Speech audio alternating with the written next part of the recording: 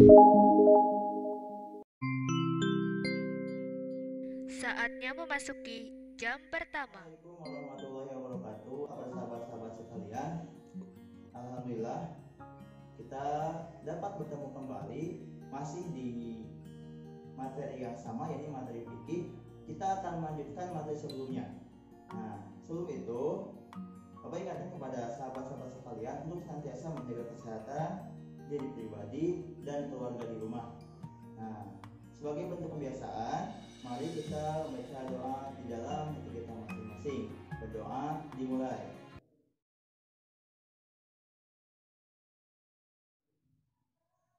Selesai. Nah, untuk materi hari ini, silakan disimak video berikut ini. Pertemuan kali ini kita akan membahas mengenai najis dan hadas. Barangkali teman-teman semua, sahabat-sahabat semua ada yang sudah tahu apa itu najis dan hadas. Ayo, siapa? Nah, oke. Pertama-tama kita akan membahas mengenai najis terlebih dahulu. Apa sih itu najis? Najis berasal dari bahasa Arab yang artinya kotor. Sedangkan menurut istilah adalah sesuatu benda yang kotor yang mencegah sahnya mengerjakan suatu ibadah yang dituntut harus dalam keadaan suci. Jadi, najis ini keadaannya menghalangi suatu ibadah, menghalangi keabsahan ibadah. Jadi, ketika kita beribadah, otomatis harus suci dari najis. Itu poinnya. Nah, apakah segala sesuatu yang kotor itu najis? Belum tentu. Karena dalam Islam yang dikategorikan najis itu kedepannya terbagi menjadi 3.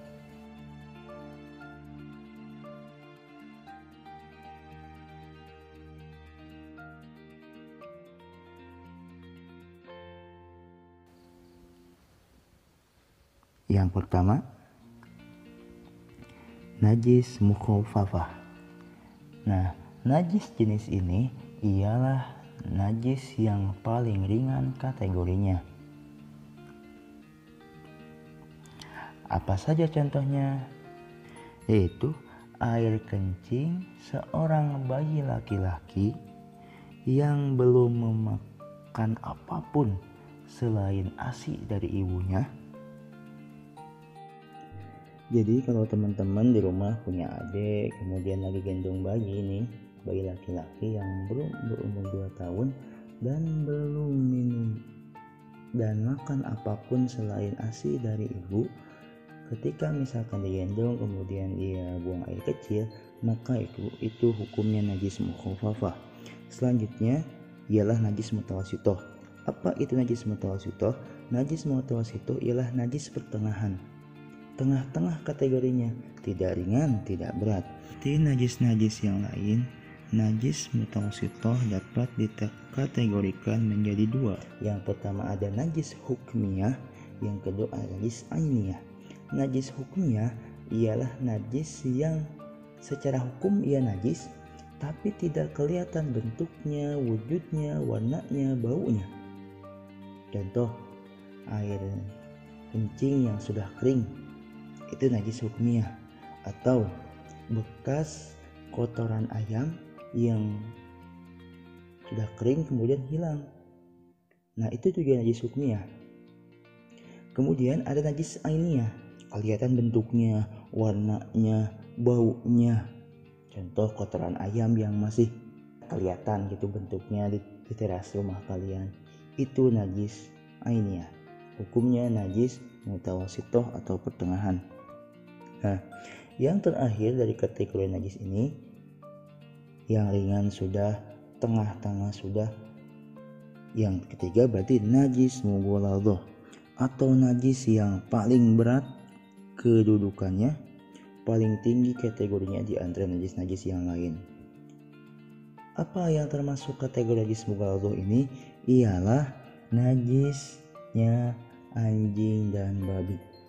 Ya, perlu diingat.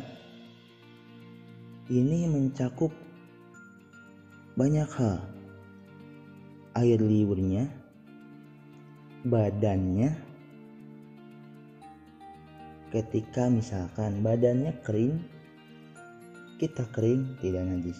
Tetap salah satu di antara kita dan dua hewan tersebut ada yang basah, maka hukumnya menjadi najis. Atau misalkan bekas tapak kaki di teras rumah, najis juga. Kotorannya najis juga. Bahkan keturunannya pun, meskipun misalkan sekarang ilmu pengetahuan canggih,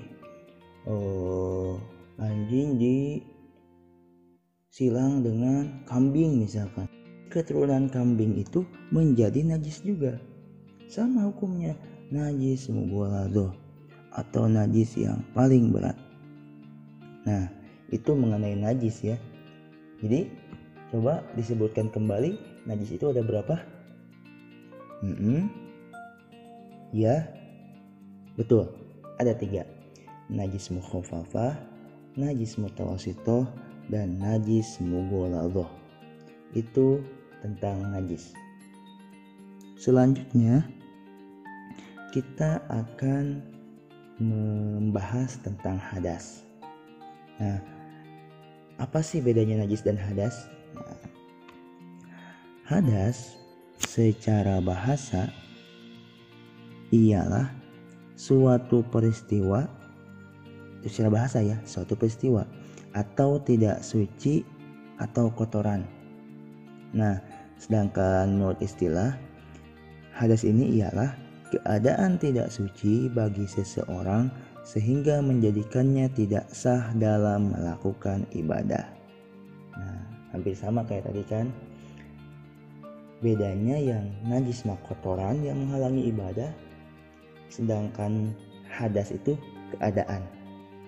keadaannya berhadas gitu, seperti itu. Nah, hadas ini punya pembagian juga sama seperti najis. Nah, bagaimana pembagiannya? Hadas sederhana. Hadas ini terbagi menjadi 2. Ada hadas kecil, ada hadas besar. Nah, di antara hal-hal yang menyebabkan seseorang dalam keadaan mempunyai hadas kecil ialah contohnya buang air kecil, buang angin, kemudian menyentuh kemaluan, dan lain sebagainya. Kemudian hadas besar ialah salah satu penyebabnya haid, nifas, jima, kemudian mimpi basah, keluar air mani, dan lain sebagainya. Itu mengenai hadas kecil dan hadas besar.